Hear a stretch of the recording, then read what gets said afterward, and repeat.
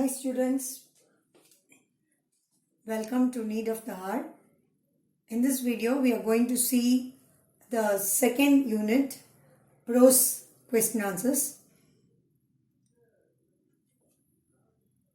Hope you are studying for the exams.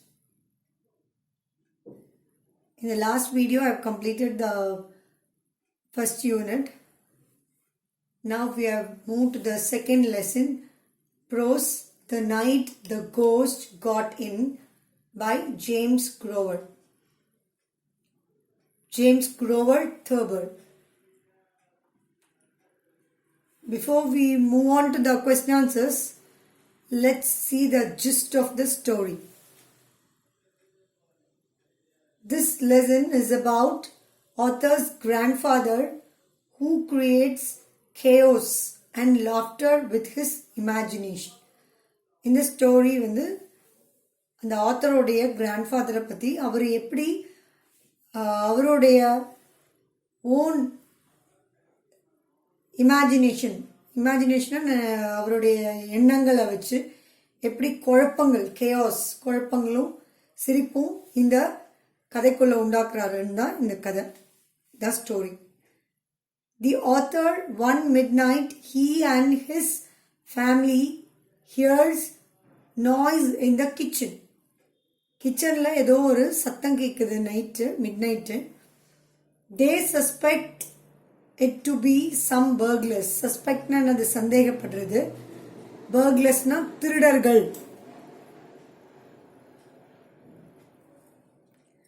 They are unable to make calls since their telephone was downstairs. அவங்க என்ன பண்ணுறாங்க, சத்தம் கேட்டுச்சு, உடனே அவங்களுக்கு திருடர்கள்னு நினச்சிட்டாங்க. ஃபோன் பண்ணலாம், நெய்பர்ஸ்க்கு ஃபோன் பண்ணலாம். நெய்பர்ஸ் தான் யார், பக்கத்து வீட்டுக்காரங்க. அவங்களுக்கு பண்ணலான்னு நினைக்கும் போது அவங்க ஃபோன் வந்து கீழே இருக்குது. டெலிஃபோன் வந்து எங்கே இருக்குது, டவுன்ஸ்டேர்ஸ் கீழே இருக்குது. அதனால் அவங்களால கூப்பிட முடியல. They end up to create chaos to their neighbors. அப்போ என்ன பண்ணுறாங்க, அவங்க பக்கத்து வீட்டுக்காரங்களை கூப்பிட்டு ட்ரை பண்ணுறாங்க. அது சில குழப்பங்களை விளைவிக்குது. Trying to seek help from them. அவங்கக்கிட்டேருந்து உதவி கேட்கறதுக்கு தான் அவங்க ட்ரை பண்ணுறாங்க. ஆனால் அது என்ன ஆகுது, கடைசியில் அது பிரச்சனையாக போய் முடியுது. Regarding the burglars in their house. That's how the story revolves. இதுதான் இந்த கதை சுருக்கம். இந்த கதை வந்து இதை பற்றி தான் இந்த கதை ஃபுல்லாக உங்களுக்கு என்னது ரிவால்வ் ஆகுது. இதை சுற்றி தான், இந்த பேஸ் பண்ணி தான் இந்த story. Let's see the vocabulary in this lesson. The first word is hullabaloo. What is this? Hullabaloo. Okay. It's a verb. இந்த word வந்து ஒரு verb, வினைச்சொல். Lot of loud noise made by people who are excited. எப்போ இந்த ஹலபலோ நம்ம எப்போ சொல்லுவோம்னா, சத்தம் ஜாஸ்தியான சத்தம் எப்போ எக்ஸைட்டட்னா ரொம்ப சந்தோஷத்தில் இருக்கும்போது இந்த சத்தம் போடுவோம். இந்த சத்தம் போடுறதுக்கு தான் இந்த பேர் என்னது, ஹல்லபலோ. அதான் லாட் ஆஃப் லவுட் நாய்ஸ், பயங்கர சத்தம்.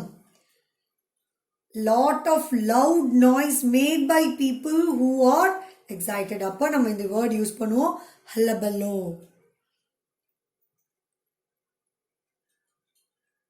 பேட்ரோல் மேன் அப்படின்னா it's a noun. Patrol man, it's a noun meaning a patrolling police officer.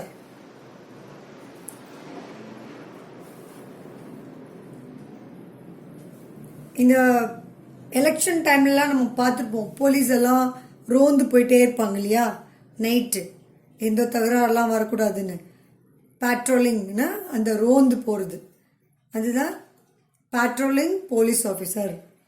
ரோந்து தெரியும் இல்லையா, ரவுண்ட்ஸ் போவாங்க நைட்டு, எங்கேயும் தகராறுலாம் வராமல் இருக்கிறதுக்கு அவங்க போயிட்டே இருப்பாங்க பாதுகாக்கிற முறையில். அதுதான் patrolling police officer. Patrolman na patrolling police officer. One who is in duty. Attic. ATTIC. Attic. It's a noun. A space or room inside or partly inside the roof. நம்ம வீட்டுக்குள்ளேயே முன்னெல்லாம் லேஃப்டெல்லாம் இருக்கும் இல்லையா, வீட்டுக்குள்ளேயே ஒரு ஷெல்ஃபு மாதிரி இருக்கும் மேலே ரூஃபில், அந்த சீலிங்க்கு பக்கத்தில். அதுதான் நம்ம என்ன சொல்லுவோம், லேஃப்ட். அதில் நிறைய பொருளெல்லாம் எடுத்து வைப்போம். அதுக்காகவே அந்த காலத்துலலாம் அந்த லேஃப்ட் மாதிரி கட்டி வச்சுருப்பாங்க பொருளெல்லாம் வைக்கிறதுக்கு. அது என்னன்னு சொல்கிறாங்க, அட்டிக்னு சொல்கிறாங்க. அட்டிக், it's a noun. A space or room inside or partly inside the roof.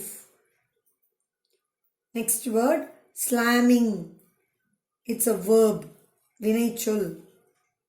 Noun na பெயர்ச்சொல். Slamming. Slamming na என்னன்னு பார்க்கலாம். Shutting a door or window forcefully and loudly. என்ன சொல்றாங்க, ஷட்டிங்னா நம்ம கதவை அடைக்கும் போது பயங்கரமாக சத்தம் வர மாதிரி கதவை அடைக்கிறது, இல்லைன்னா ஜெல்லை சாத்துறது, அதுதான் ஸ்லாமிங் சொல்லுவாங்க. பொறுமையாக சாத்துறது பேரில் டப்புன்னு சாத்துவாங்க பார்த்தியா, அது பேர் டோன்ட் ஸ்லாம் த டோர்னு சொல்லுவாங்க.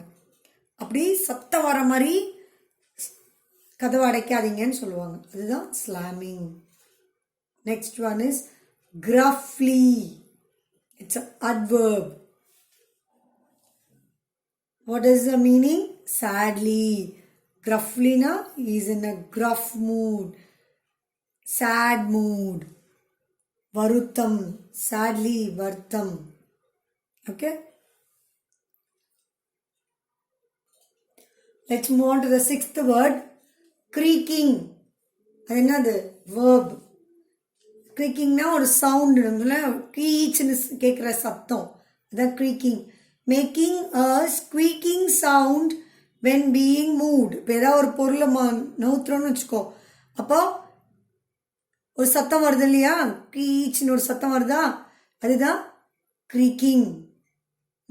ஸ்குவீக்கிங் சவுண்ட் when being moved. எதையாவது ஒன்று நம்ம நவுத்தும் போது வர சத்தம். indignant. இது என்னது, indignant adjective. இது feeling are showing anchor.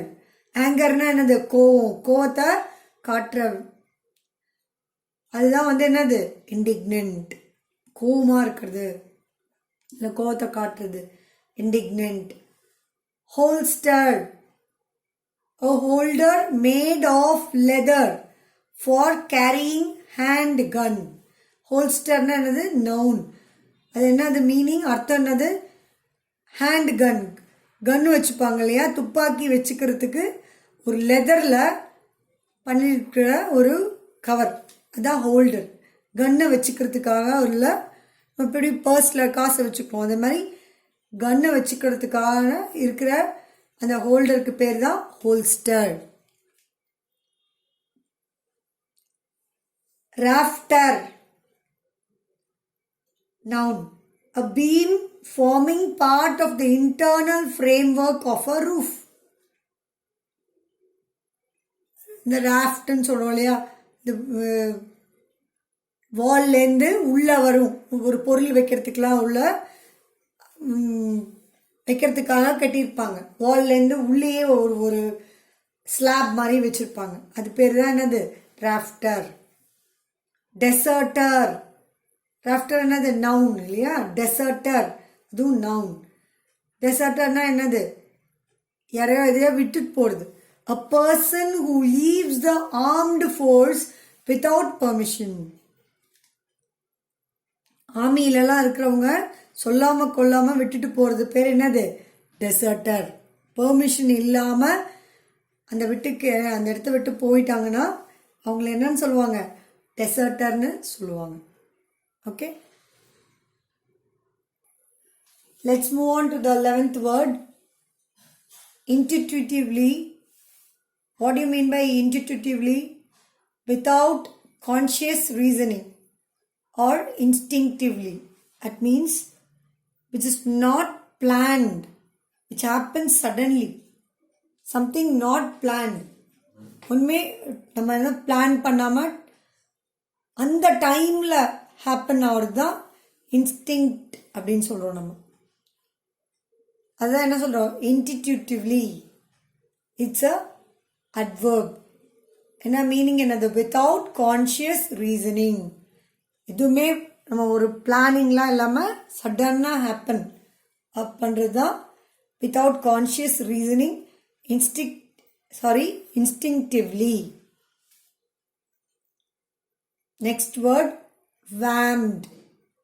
It's a verb. Whammed. Whammed என்ன அர்த்தம், struck something forcefully. நம்ம எதையாவது ரொம்ப ஃபோர்ஸ்ஃபுல்லாக அடிக்கிறது, அதுதான் ஸ்ட்ரக் சம்திங் ஃபோர்ஸ்ஃபுல்லின்னு என்ன சொல்கிறது, ரொம்ப நம்மளுடைய ஸ்ட்ரென்த்தை யூஸ் பண்ணி பண்ணுறது இல்லையா, அதுதானே ஃபோர்ஸ்ஃபுல்லின்னு நம்ம சொல்கிறோம்.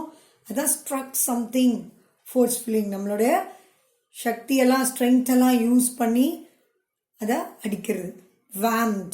அதான் meaning of that word is struck something forcefully. Next word, rending. It's a verb. What is that? It's a verb. What is the meaning of the word rending? Tearing to pieces. Tearing na கிழிக்கிறது, சின்ன சின்ன துண்டா கிழிக்கிறது தான் pieces. Tearing to pieces. Rending means tearing to pieces. Tearing என்ன சொன்னா கிழிக்கிறது, tearing to pieces. The next word is yanked. Verb. It's a verb meaning pulled with a jerk. Yanked என்னது, pulled with a jerk. அப்பப்போ ஒரு என்ன சொல்றது, ஒரு gap கொடுத்து அப்படியே குச்சி அப்படி நிற்போம் இல்லையா, என்னடா ஜர்க் பண்ற அப்படின்னு நம்ம கேட்போம். ஒரு என்ன சொல்றது, ஸ்மூத்தாக இல்லாமல் ஒரு ஷேக்கோட நிற்கிறது, அதுதான் வந்து புல்டு வித் அ ஜர்க். ஒரு ஷேக் பண்ணி அப்படி பிடிச்சி நிற்கிறது, pulled with a jerk. Zither, it's a noun. ஜிதர்ன்றது ஒரு மியூசிக்கல் இன்ஸ்ட்ருமெண்ட், ஒரு இசைக்கருவி. Guinea pig, noun. A domesticated tailless South American rodent. அது ஒரு கோழி மாதிரி. அது South American rodent, originally raised for food. அது சாப்பிட்றதுக்காக தான் இந்த அனிமலை வளர்க்குறாங்க, கினியா பிக். டொமஸ்டிகேட்டட், வீட்டில் வளர்க்குறது. டொமஸ்டிகேட்டட் டெய்ல்லெஸ், அதுக்கு டெய்ல் இருக்காது. South American rodent, originally raised for food. 17th word, last word, hysterically. Affected by wildly uncontrolled emotion. ரொம்ப அன்கண்ட்ரோலபிளாக இருப்பாங்க, எமோஷன் பீக்கில் இருக்கும். அப்போ வந்து அவங்க ஹிஸ்டீரியா பேஷண்ட் மாதிரி நடந்துக்கலடா அப்படின்னு சொல்லுவாங்க இல்லையா. ஏதாவது அவங்களால கண்ட்ரோல் பண்ண முடியாமல் பயங்கரமாக அழுவுறது, சத்தம் போடுறதுலாம் இருந்தால் என்ன சொல்லுவோம், என்னடா இது ஹிஸ்டீரியா பேஷண்ட் மாதிரி நடந்துக்கிறியே அப்படின்னு சொல்லுவோம்ல. அது affected by wildly uncontrolled emotion, அது ஹிஸ்டீரிக்கலி அப்படின்னு சொல்லுவோம். It's அட்ஜெக்ட். Okay, hope you understood the meaning. Now let's move on to the question answers.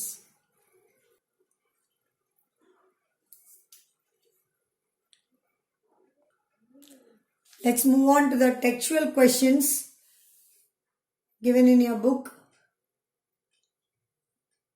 Where was the author when he heard the noise? Author எங்க இருந்தாரு, noise கேட்டபோது author எங்க இருந்தாரு. Where was the author when he heard the noise? Answer, the author was in the bathroom when he heard the noise. இது மட்டும்தான் நீ படிக்கணும். The author was in the bathroom. அவர் எங்க இருந்தாரு, பாத்ரூம்ல இருந்தாரு. மற்றதெல்லாம் கொஸ்டின்ல இருப்பார். when he heard the noise எல்லாமே கொஸ்டின்ல இருக்கு. Okay, next one. B. What did the narrator think the unusual sound was? Unusual na வித்தியாசமா ஏதோ ஒரு வித்தியாசமான ஒரு சத்தம் கேட்டுச்சு. The narrator thought that the unusual sound was a burglar. Later, he felt it was a ghost. முதல்ல அவர் என்ன நினைச்சாரு? அன்யூஷுவல் வித்தியாசமான சவுண்ட் சத்தம் அது ஒரு திருடன் நினைச்சார். திருடனா இருக்கும்னு நினைச்சார். Burglar. Later he felt it was a ghost. அதுக்கப்புறம் என்ன நினைச்சாரு? இல்லை திருடனா இருக்காது, அது ஒரு பேயா இருக்குமோ அப்படின்னு அவரு பயந்தாரு. Let's move on to the third question. What were the various sounds the brother heard when they went downstairs? கீழே போனப்போ என்னென்ன சத்தம் அவங்களுக்கு கேட்டுச்சு? Answer. The brothers heard the footsteps circling the dining room table, and they felt it started up the stairs towards them. அப்போ அவங்க steps கீழே இறங்கிட்டு இருக்கும்போது அவங்களுக்கு என்னென்ன சத்தம் கேட்குது? அவங்களுக்கு என்ன கேட்குது? டைனிங் ரூம் டேபிள் பக்கத்தில் அவங்களுக்கு ஃபுட் ஸ்டெப்ஸ் நடந்து வர சத்தம் கேட்குது. யாரோ நடந்து வர சத்தம் கேட்குது. அது மட்டும் இல்லாமல் அந்த சத்தம் மெல்ல மெல்ல அப்படியே இவங்கள நோக்கி மேலே அந்த ஸ்டெப்ஸை நோக்கி ஏறி வர மாதிரி உங்களுக்கு தோணுது. and they felt it started up the stairs. மாடிப்படியை நோக்கி ஏறுது. அவங்களுக்கு அந்த ஒரு ஃபீலிங் வந்துடுச்சு. டுவர்ட்ஸ் them, அவங்கள நோக்கி மாடிப்படி வழியாக மேலே ஏறி அந்த ஸ்டெப்ஸ் வருது. அதான் the brothers heard the footsteps circling the dining room table, and they felt it started up the stairs towards them. மெல்ல மெல்லமா அந்த அடி என்ன அதாச்சு அந்த நடக்கும்போது சத்தம் வரும் இல்லையா, அதான் ஃபுட் ஸ்டெப்புன்னு சொல்கிறாங்க. அது வந்து முதல்ல எங்கே சுற்றிக்கிட்டே இருந்துச்சு? சர்க்கிளிங் எங்கே சுற்றிக்கிட்டு இருந்துச்சு? டைனிங் ரூம் டேபிள்லே பக்கத்துலேயே சுற்றிக்கிட்டே இருக்கிற மாதிரி சத்தம் கேட்டுச்சு. அதுக்கப்புறம் என்ன பண்ணாங்க? அந்த ஃபுட் ஸ்டெப்ஸ் வந்து மேலே நோக்கி படிகளில் மேலே ஏறி வர மாதிரி அவங்களுக்கு தோணிச்சு. Next question. Who were the narrator's neighbours? நெய்பர்ஸ்னா பக்கத்தில் நம்ம வீட்டுக்கு பக்கத்தில் இருக்கிறவங்கள என்னன்னு சொல்லுவோம் நம்ம? நெய்பர்ஸ், பக்கத்து வீட்டுக்காரங்க. Mr Portwell and his wife were the narrator's neighbours. யார் நரேட்டரோட நெய்பர்ஸ்? போர்ட்வெல், மிஸ்டர் போர்ட்வெல், அப்புறம் அவருடைய ஒய்ஃபு தான் அந்த பக்கத்து வீட்டில் தங்கியிருந்தாங்க. அவங்க தான் நெய்பர்ஸ். நெய்பர்ஸ்னு என்னது? பக்கத்து வீட்டுக்காரங்கள தான் நம்ம நெய்பர்ஸ்ன்னு சொல்லுவோம். Let's move on to E. How did the Bordwells react when a shoe was thrown into their house? எப்படி அந்த நெய்பர்ஸ் ரியாக்ட் பண்ணாங்க? யார் நெய்பர்ஸு? போர்ட்வெல்ஸ். அவங்க தானே அங்கே இருந்தாங்க. மிஸ்டர் போர்ட்வெல்லும் அண்ட் இஸ் ஒய்ஃப் அந்த வீட்டில் இருந்தாங்க. இப்போது நரேட்டர் என்ன பண்ணார்? ஹெல்ப்புக்காக ஒரு ஷூ எடுத்து அந்த வீட்டில் தூக்கி போட்டார் இல்லையா? அப்போ அவங்க எப்படி ரியாக்ட் பண்ணாங்க? எப்படி அவங்க நடந்துக்கிட்டாங்க? அவங்களுடைய என்ன சொல்கிறது, ரியாக்ஷன்னா விளைவுகள் எப்படி இருந்துச்சு? Mister போர்ட்வெல் shouted at them outrageously, and Mrs. Bordwell said that they would sell the house and move to Peoria. என்ன அர்த்தம்னா, மிஸ்டர் போர்ட்வெல் என்ன பண்ணாரு? ஷூ அவங்க வீட்டில் வந்து விழுந்த போது அப்படியே கத்துனாரு. ரொம்ப கோவத்தில், அவுட்ரேஜியஸ்லி ரொம்ப கோவத்தில் கத்துனாரு. மிஸ்ஸஸ் போர்ட்வெல் என்ன சொன்னாங்க? அப்பா இவங்க தொல்லை தாங்கவே முடியலப்பா, இந்த வீடை விற்றுட்டு நம்ம வேற இடத்துக்கு போயிடலாம், பியோரியாவுக்கு போயிடலாம் அப்படின்னு அவங்க சொல்கிறாங்க. Mrs Portwell said that they would sell, வித்துடலாம் எதை? the house and move to Peoria. அந்த அளவுக்கு அவங்க கடுப்பாயிட்டாங்க, எரிச்சல் வந்துருச்சு அவங்களுக்கு. ஏன்னா எப்போ பாரு இவங்க ஏதாவது ஒரு தொல்லை பண்ணிக்கிட்டே இருந்தாங்க. Okay, let's move on to the F question. What was the grandfather wearing? அவர் என்ன போட்டுட்டு இருந்தாரு? தாத்தா, grandfather. What was the grandfather wearing? அவர் என்ன போட்டுட்டு இருந்தாரு? Wearing. என்ன போட்டுட்டு இருந்தாரு? உடுத்தி இருந்தாரு. Answer. He was wearing a night gown over long woolen pants, a night cap and a leather jacket around his chest. என்ன போட்டிருந்தாரு? என்ன உடுத்தி இருந்தாரு? wearing. உடுத்தி இருந்தாரு a night gown. இப்போ மதர்லாம் போட்டிருப்பாங்க இல்லையா, நைட்டிலாம் போட்டிருப்பாங்க இல்லையா அம்மாங்கெல்லாம், அதே மாதிரி இவர் என்ன பண்ணுறாரு? நைட் கவுன் லூஸாக போட்டிருந்தார். ஓவர் லாங் உலன் பேண்ட்ஸ், கீழே என்ன போட்டிருந்தாரு? உலன் உள்ளான பேண்ட்ஸ் போட்டிருந்தாரு. நைட் கேப், அது மட்டும் இல்லாமல் ஒரு தலையில் ஒரு ராத்திரி போடுற தொப்பி போட்டிருந்தாரு.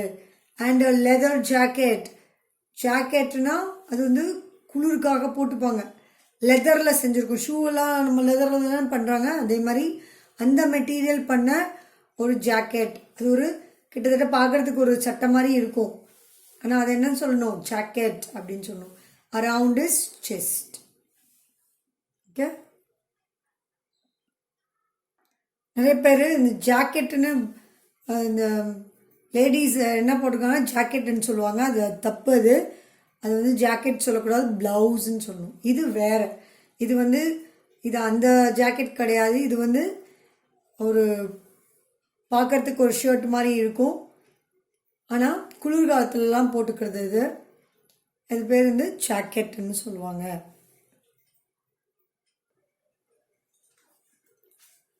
Now let's move on to H. What conclusions did grandfather jump to when he saw the cops? போலீஸை பார்த்தோடனே அவர் என்ன நினச்சிட்டாரு? என்ன முடிவுக்கு வந்துட்டாரு? Grandfather thought that the cops were the deserters from General Meade's army. ராத்திரி அவங்களாம் ஃபோன் பண்ணி போலீஸ் வந்தது இல்லையா, அப்போ போலீஸ் வந்தப்போ கிராண்ட்ஃபாதர் என்ன நினச்சிட்டாரு? ஜென்ரல் மீட்ஸ் ஆர்மி, இந்த ஆர்மியிலேருந்து இவங்க விட்டுட்டு வந்திருக்காங்க. டெசர்டர்ஸ்னால் என்னன்னு சொன்னேன்? விட்டு பர்மிஷன் இல்லாமல் போகிறது இல்லையா, பர்மிஷன் இல்லாமல் அந்த இடத்த விட்டு போகிறது, அதுதான் டெசர்டர்ஸ். அப்போ அவருன்னு நினச்சிட்டாரு கிராண்ட்ஃபாதர். அவருக்கு ரொம்ப கோவம் வந்துருச்சு, அவங்க ஜென்ரல் மீன்ஸ் ஆர்மியிலேருந்து வந்துட்டாங்க அப்படின்ட்டு. Were the policemen willing to leave the house? Answer. No, the policemen were not willing to leave the house. policemen வந்து வீட்டை விட்டு போக விரும்பினாங்களா? Answer. No, policemen were not willing. அவங்க விருப்பப்படலை, வீடை விட்டு போகிறதுக்கு விருப்பப்படலை. ஏன்னா அவங்க எதுவுமே கண்டுபிடிக்க வந்திருக்காங்க, அதனால அவங்க வீடை விட்டு போகிறதுக்கு விருப்பப்படலை. Last question. What made the reporter gaze at the author? Gazeனா அப்படியே பார்க்கறது, அப்படியே நம்ம ஆச்சரியத்தில் பார்ப்போம் இல்லையா. The author's reply. என்ன ரிப்ளை? என்ன பதில் சொன்னார்? We had ghost. என்ன சொன்னார்? எங்கள் வீட்டில் நேற்று ராத்திரி பேய் இருந்தது அப்படின்னு சொன்னார். ஏன்னா அவருக்கு அவர் தாத்தாவை காமிச்சு கொடுக்க முடியாது இல்லையா, அதனால அப்படி சொன்னார். Made the reporter to gaze at him. Reporter என்ன பண்ணார்? அப்படியே நியூஸ் கலெக்ட் பண்ண வந்தவர் அப்படியே முழிச்சு நிற்கிறார். என்னடா இவர் சொல்கிறாரு, பேய் வந்ததுன்னு சொல்கிறாரு அப்படின்ட்டு முழிச்சு நிற்கிறார். அதான் the author's reply. We had ghost made the reporter to gaze at him. Okay? Yes. In the next video, we'll see the book back questions. With this, I'm winding up here. Hope you will study the question answers. Be thorough for your exams, children. Thank you.